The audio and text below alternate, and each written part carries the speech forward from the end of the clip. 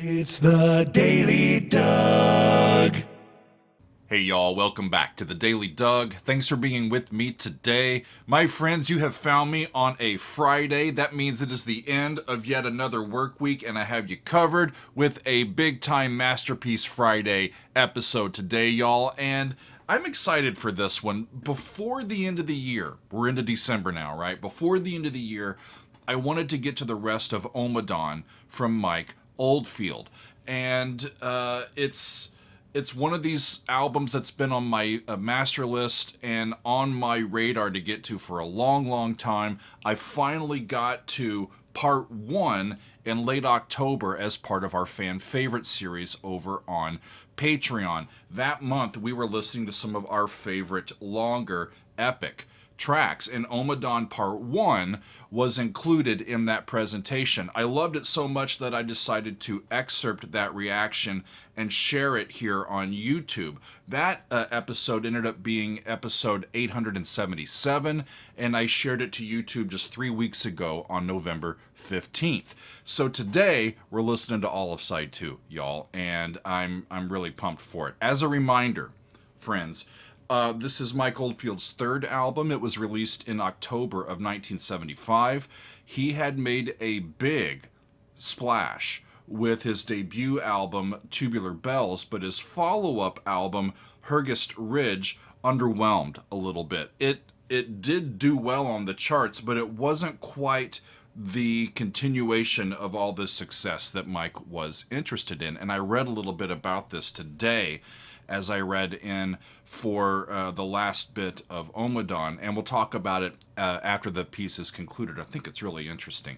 So with Ommadawn, his third album, Mike was determined to prove his musical worth and to push the boundaries of his musicianship and the available recording technology of the day. He was making use of a 24-track capable recording studio for this, and he makes the most of it, from what I remember. He is our producer, our engineer, our composer, and the most active musician on the album. He plays a ton of instruments, including guitars, mandolin, bouzouki, the banjo, the harp, the spinet, piano, organs, synthesizers, and some percussion, and he brings in many musicians to help fill out the sound. They are playing recorders and some pipes and timpani and cello and trumpet, extra percussion, and we've got some vocals in there as well. So as we hear this second side of the album, part 2 of the single composition, Ommadawn, is going to continue and then conclude.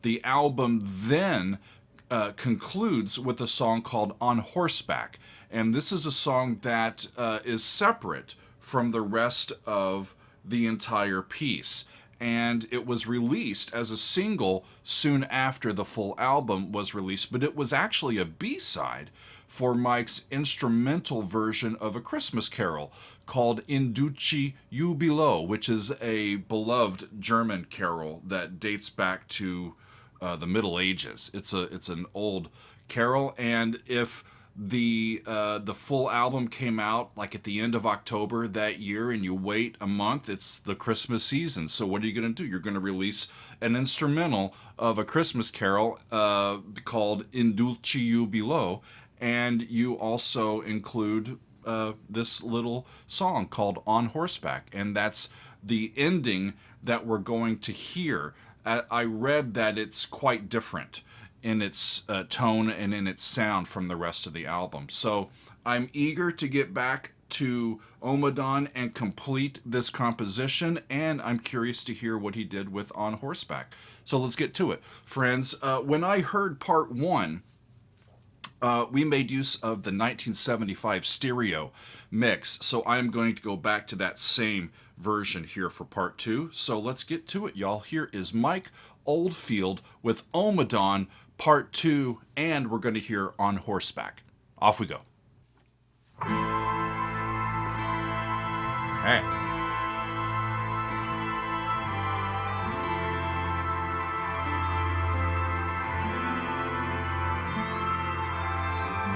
It's an interesting soundscape, isn't it?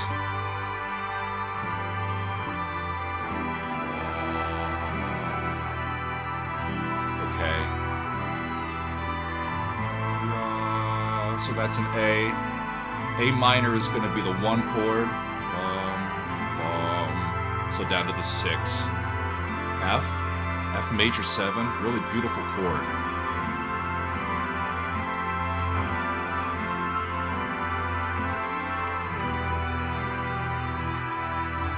Down by half step.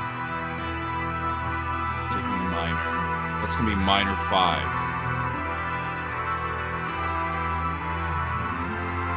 Back up.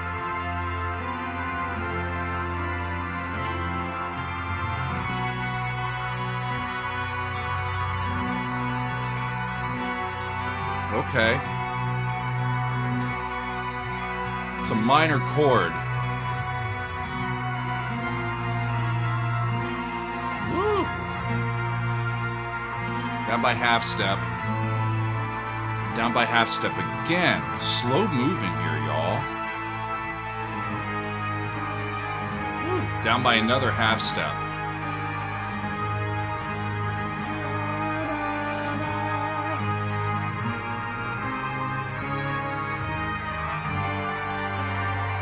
Down by half step again.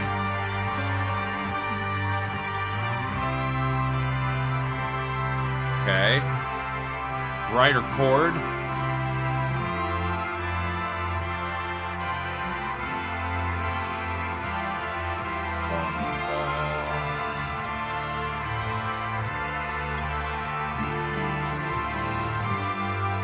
That sounds like a 2 to 5. So that sounds like 3.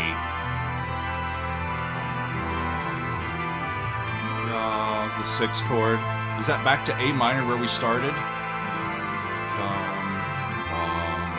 I think so. So that's an F.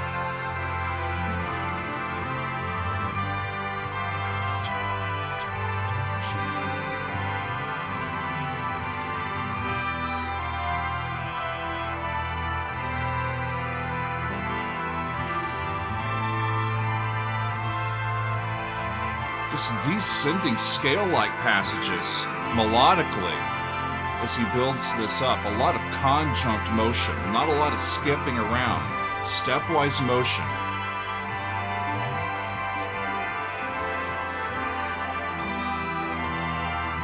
So that's back to the E.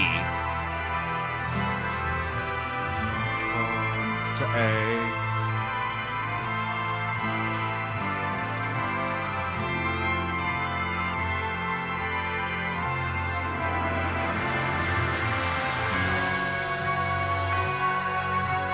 That F goes up by half step, and there's some tubular bells.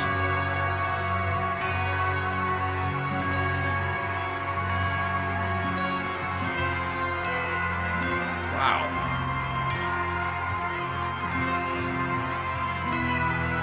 Another half step. Really? Another half step. It's chromatic, but it's also conjunct. So it doesn't sound like it's going to all of these different weird places. Down another half step.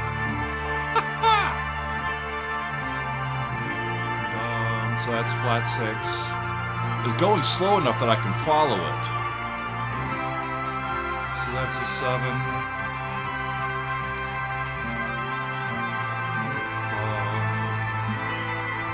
So that's the minor 5. This is the same music that he started with, but it's in a different key. Wow. Listen to all of that in the background, too.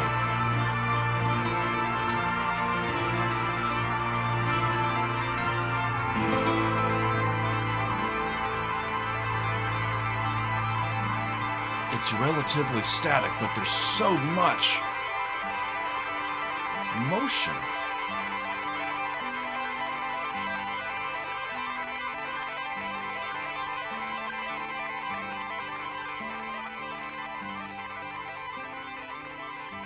Such an interesting sound.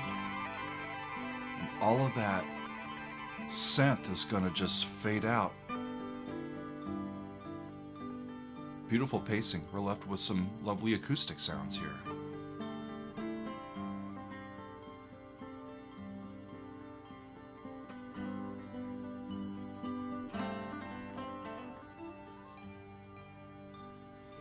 I like the first part, but I really like this.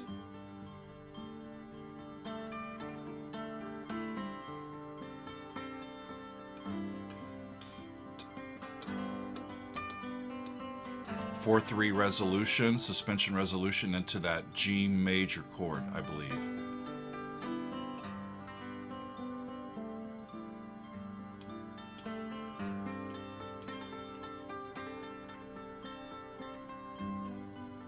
Beautiful.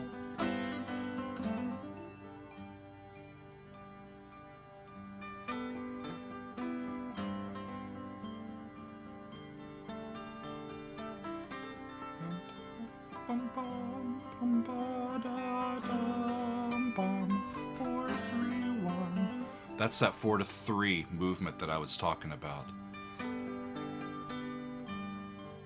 The G stays in the bass, and now it's a C chord over the G, and that C chord resolves in to G major.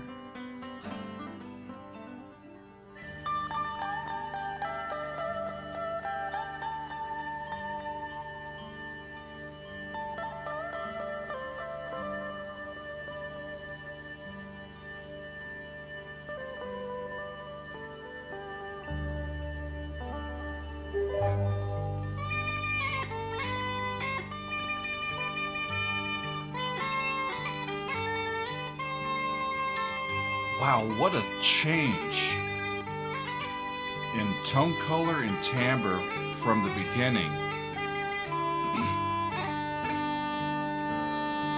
Yet the harmonic motion and the pacing of it feel connected.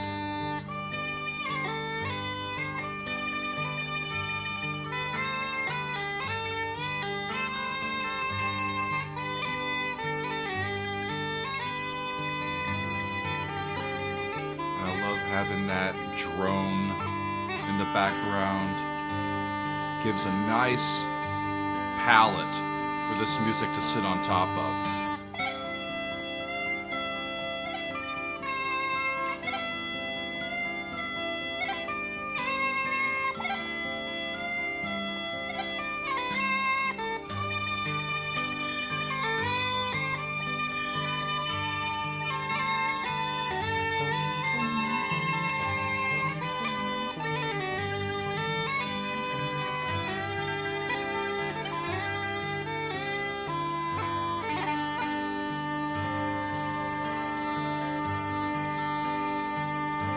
Doesn't have a lot of forward motion driving it.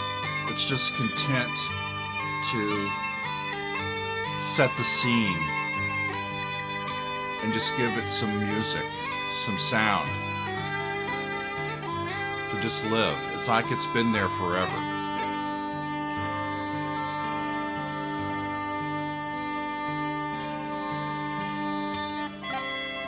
Far away from the half-step motion that we were doing earlier.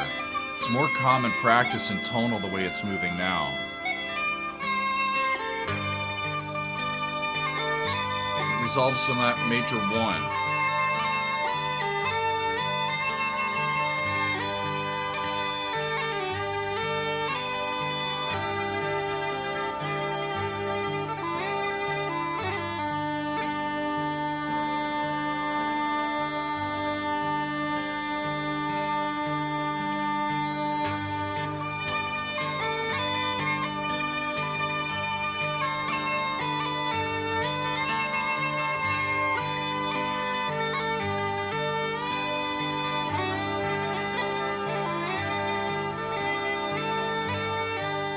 Still, the melodies are largely conjunct. We're moving by step, not by skip. Okay?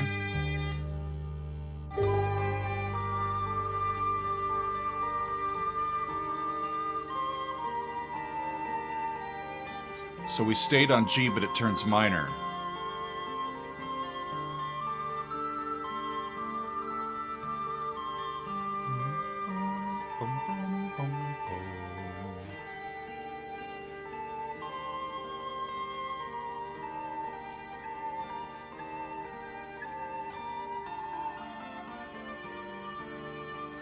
Minor 5.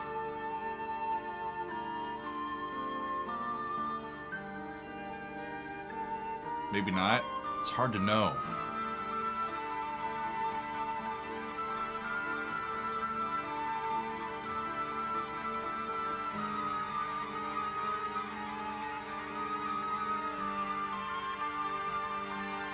I mean, whoa!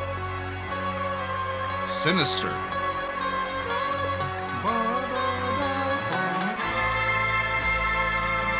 So it's like we're building back into the stuff that we started with.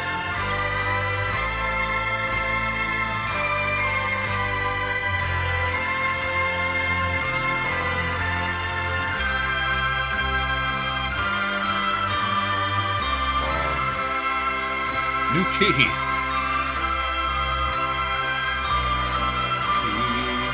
T-La.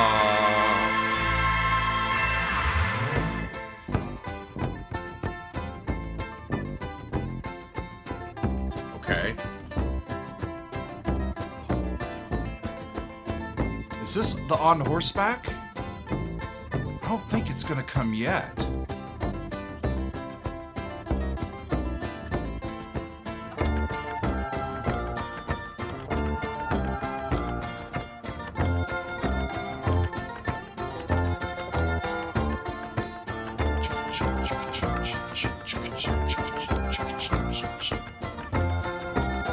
The percussion is interesting. It's not a trap set, but it does the trick. Electric guitar.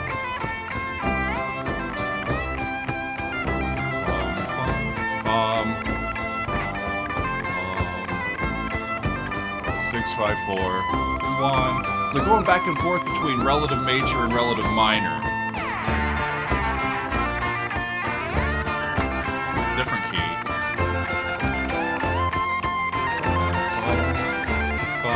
Haha! We're doing the same thing now in a different area.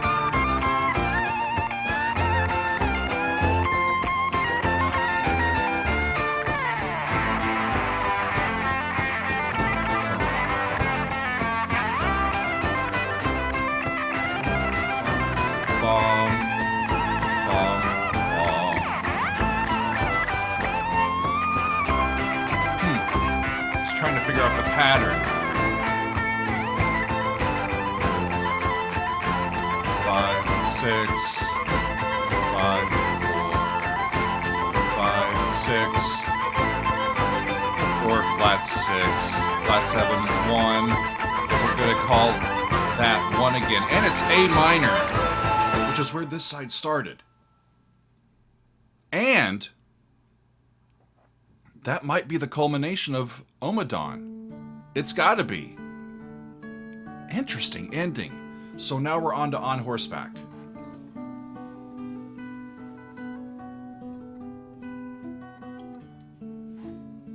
I like beer. And I like cheese. I like beer, I like cheese. I like the smell of a westerly breeze. But I like more than all of these to be on horseback. But what I like more than all of these is to be on horseback.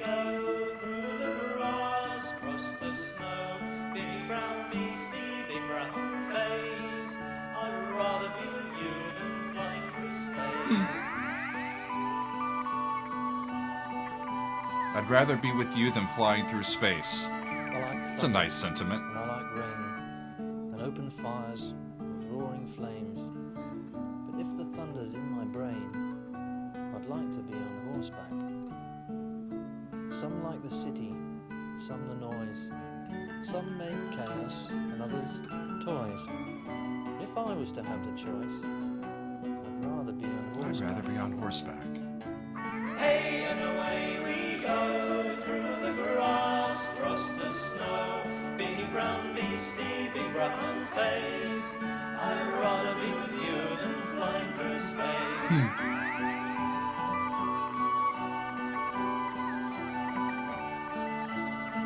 Some find it strange to be here. Some find it On this strange to small be planet here on this with small limited planet.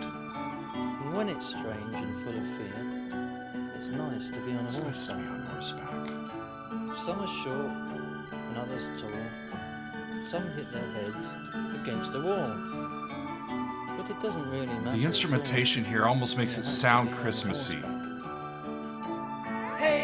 With the tinkly pitched percussion, right? Cross the snow, big round beastie, big round face. I'd rather be with you than flying through space.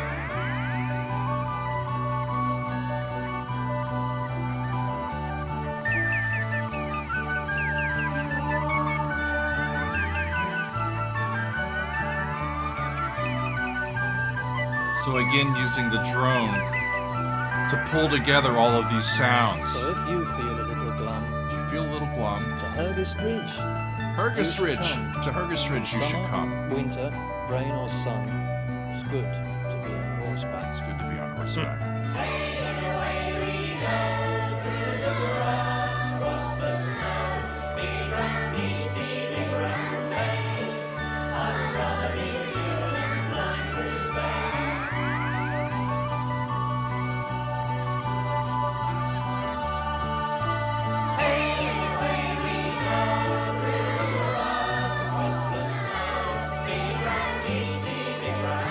Come on, kids, get it together.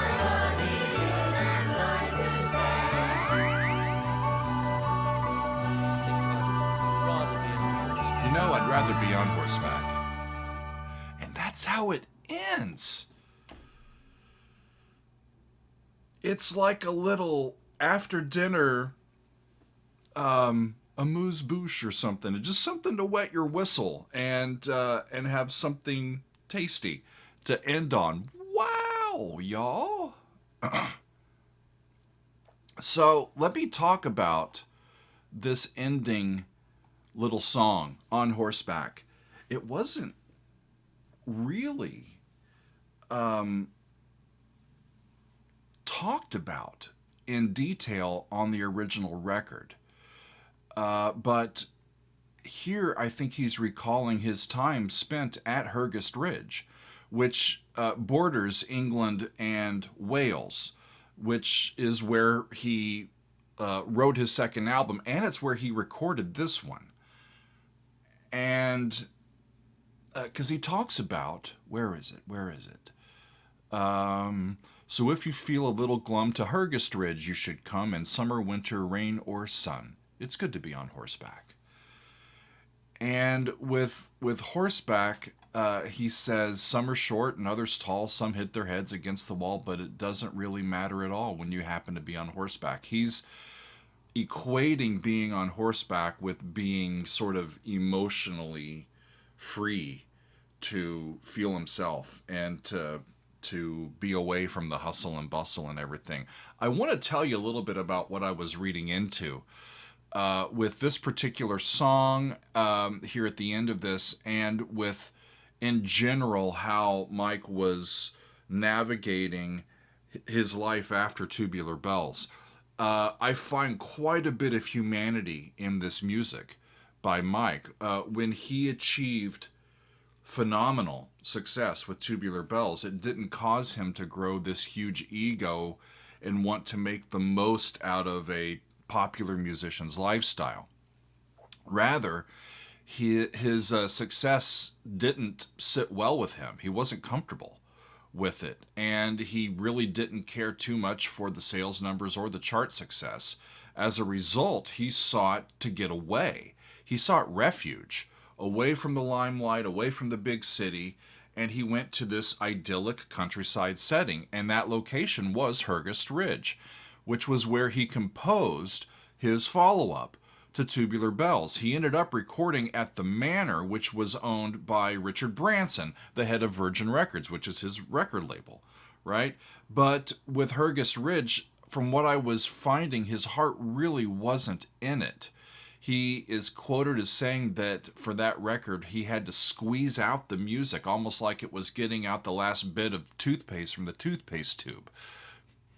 And that's what I think it did well, because people were expecting it to be kind of this lovely follow-up to Tubular Bells. I don't think it was as well received, but he really wanted to to change that and dive into some more sounds for this Ommadawn record. And for this record, he found this little place called the Beacon.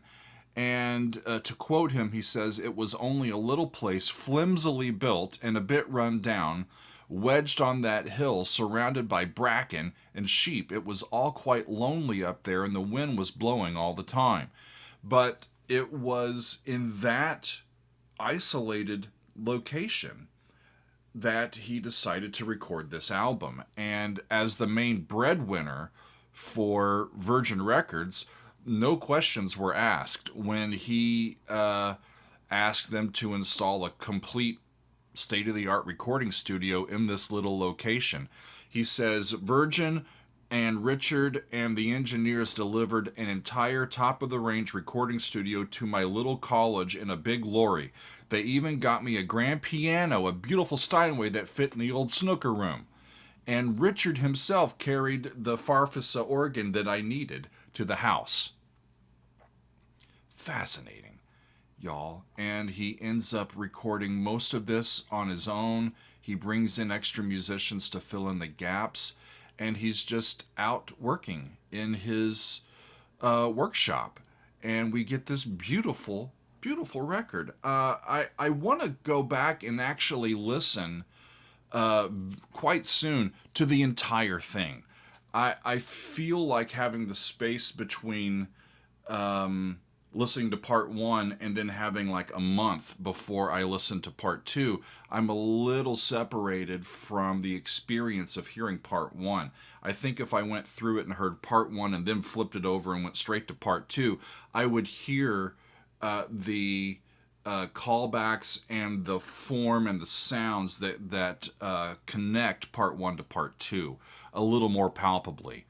But I really enjoyed hearing this, y'all. I think he's an interesting and gifted musician. It's not virtuosic, but he does include really nuanced compositional changes that lead us on our way. I thought it was really cool in this section how he would go from key to key, and I didn't catch all of them, but once he set up a progression and a bit of music that could be its own entity, that got moved around in places, so the whole thing could be moved from one place to another instead of just trying to get little snippets moved one place to another. It allows for a nice bit of cohesion in his music where, yeah, we hear that. It sounds a little bit new, but yeah, I remember hearing that. That's it being in a new key. It's in a different register for our ears to hear. And it takes, even though it's the same melody and the same relative chord structures, it ties it together compositionally. And I think it works really well. So, friends, I think that is the last full album reaction that I'm going to complete here on YouTube in 2024. I'm sure I will get to many more here, especially on Masterpiece Fridays, which is a spot where we can do these longer episodes and get to a half of an album and enjoy it. So in the new year, I'm sure I'll get to a lot more, but that's going to be all for me today and this week, my friends. I thank you very much for hanging out with me. Mike Oldfield, he's a really great musician, and I've quite enjoyed getting into both his Tubular Bells, which is still available here on YouTube, and now Ommadawn, which I think could be an even more beautiful and sophisticated, mature record from Mike. But all of it is great, y'all. So thanks for those of you that have been pushing me to get to more from Mike Oldfield. Thank you for getting on me and for being patient with me until I finally did it. Today was the day. Ommadawn, y'all, parts 1 and 2 now complete, and I'm a better person for it. So thanks, y'all, for hanging out with me today and this week. We'll see you next time on another edition of The Daily Doug. It's the Daily Doug. Welcome to the Daily Doug. The Daily